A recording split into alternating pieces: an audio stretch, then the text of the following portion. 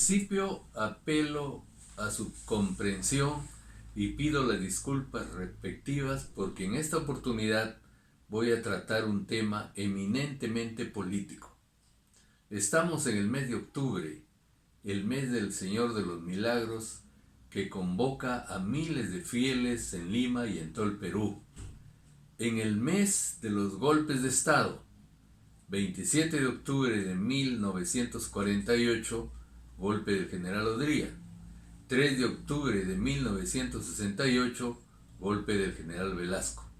Y en el mes de la inmolación en Punta Angamos durante la guerra con Chile, del almirante don Miguel Grau, héroe máximo del Perú.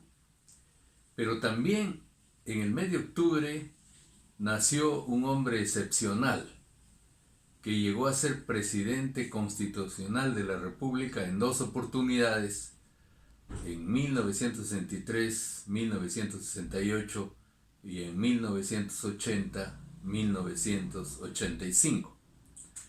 Me refiero al arquitecto Fernando Belaúnde Terry. Fernando Sergio Marcelo Marco Belaúnde Terry nació en Lima el 7 de octubre de 1912. Luego pasó a estudiar a Francia, donde fue deportado su padre, y terminó sus estudios de arquitectura en Austin, Texas, los Estados Unidos.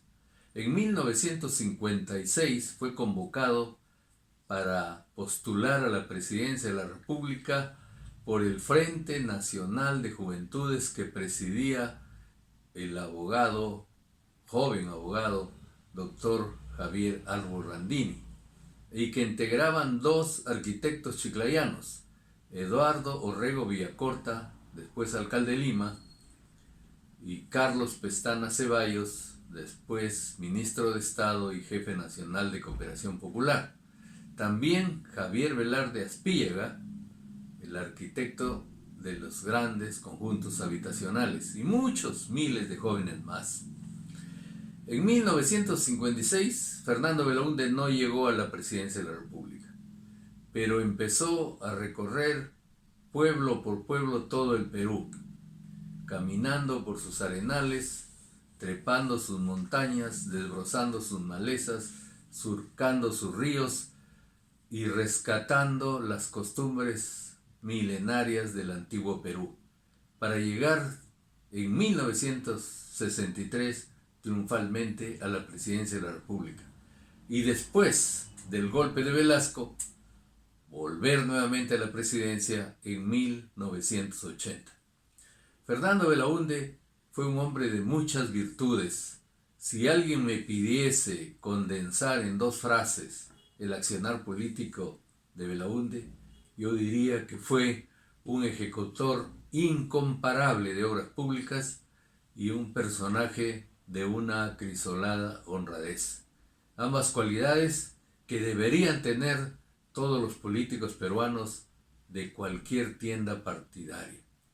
Si hubiésemos seguido el ejemplo inmaculado de Belaúnde, no tuviésemos ahora un presidente lamentablemente suicidado, un presidente preso, un presidente en vías de extradición, un presidente cuestionado y ya una vez preso, y un presidente con arresto domiciliario, además de prominentes políticos que están en la mira de la justicia.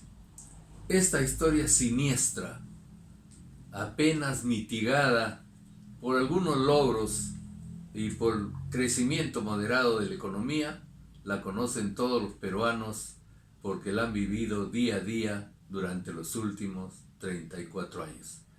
Pero existe otra historia que los jóvenes peruanos deben conocer, una historia que debe ser relatada con suma imparcialidad y justicia, ajena a pasionismos políticos y a nocivos sectarismos partidarios. Debemos dejar a los jóvenes una historia de verdad, especialmente para las futuras generaciones. Sobre los 2 gobiernos de Belaúnde existe una opinión tergiversada, aún en textos oficiales. Opinión tergiversada que felizmente no se condice con el verdadero sentir del pueblo peruano que opina de manera diferente. Un ejemplo, la oposición política y algunos medios de información en 1980 graficaban al presidente Belaúnde como un personaje que estaba en las nubes, que no pisaba tierra firme y que era un soñador. Esto, lamentablemente, lo he visto en redes sociales hasta hace algunos días. Me pregunto cómo llamar así al hombre que ejecutó los grandes reservorios y proyectos de irrigación en la costa del Perú por su afán de teñir de verde el arenal costeño. Ahí están, Chirapiura, segunda etapa. El reservorio de Tinajones, para 320 millones de metros cúbicos de agua, y que cuando él inauguró, tuvo la decencia política de expresar: no reclamo la paternidad de esta obra, pero sí el honor de ejecutarla. Y luego siguió con el reservorio de Gallito Ciego, más grande aún que Tinajones, en el departamento de La Libertad. Y a esto agregó Pañé, Aguada Blanca, Condoroma y Majes. Y consciente del ineludible binomio de agua-energía, construyó la central hidroeléctrica de Carhuaquero, en Lambayeque, la central del Mantaro, en el centro del país, y la central Restitución, en el Cusco. Y como arquitecto, cumplió su sueño de dejar una vivienda digna a miles de peruanos, y empezó a construir los grandes conjuntos habitacionales: Dahmer, Muelle, Ciudad Santa Rosa, etc. Y acá en Lambayeque, los conjuntos habitacionales Pascual Saco, Carlos Valls, José Balta, Diego Ferré, Mochicas, Satélite, ahora llamado Piñones, Morropón, Cerropón, ahora llamado Las Brisas, culminando con el gran conjunto residencial Augusto Beleguía. Y en carreteras los logros fueron sumamente positivos. Unió la costa, la sierra y la selva, los departamentos de Lambayeque, Cajamarca y Amazonas, pavimentando la carretera Olmos-Corral Quemado. Fue al centro y al sur, construyó la vía Libertadores. Regresó a Lambayeque, construyó la autopista Chiclayo-Lambayeque y las obras por cooperación popular, la carretera Chocho-Belarramada, Salas-Kerguer y Ferriñafe-Incahuasi.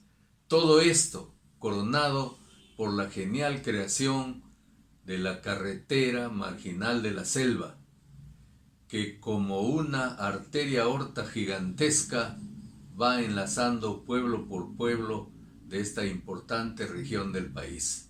Además, desde el punto de vista agrícola, esta carretera ha incorporado más hectáreas de cultivo que todas las que existen en la costa peruana. Por esta gran obra, pienso yo que las generaciones presentes y futuras del Perú pueden decirle a Fernando Belaúnde, como le dijo Choquehuanca Bolívar: Fernando Belaúnde, con los siglos vuestro nombre crecerá como crece la sombra cuando el sol declina.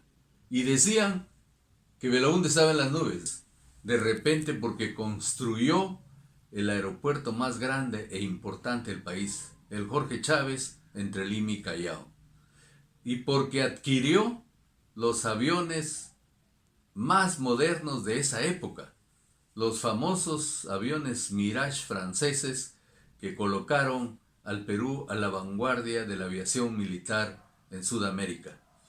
Y Fernando Belaúnde no lo hacía esto por belicismo, porque era un hombre pacífico, pero eso sí, justo, recto y valiente, que no dudó un instante en defender nuestra frontera norte y expulsar a los invasores de Falso Paquiche.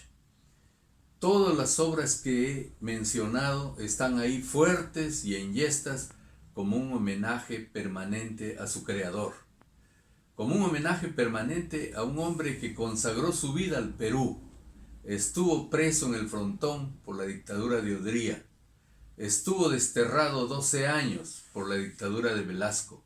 Devolvió a los pueblos su derecho a elegir por voto directo, secreto y universal a sus alcaldes y a sus presidentes regionales.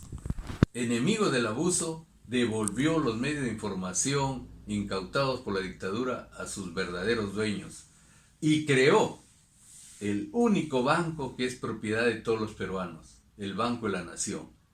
Y todo esto dentro de un clima de absoluta honradez, porque Belaúnde, después de gobernar 10 años el Perú, no viajó a vivir a París, a Roma o a Madrid, no. Pasó con su dignísima esposa Violeta Correa de Belaúnde a vivir al piso 13 de un edificio multifamiliar en Lima, con ciudadanos y jóvenes del Perú. Eso fue Fernando Belaúnde, un orador brillante cuyas frases llegaban a las fibras más íntimas del corazón de muchos peruanos. Un caballero que irradiaba decencia y docencia política.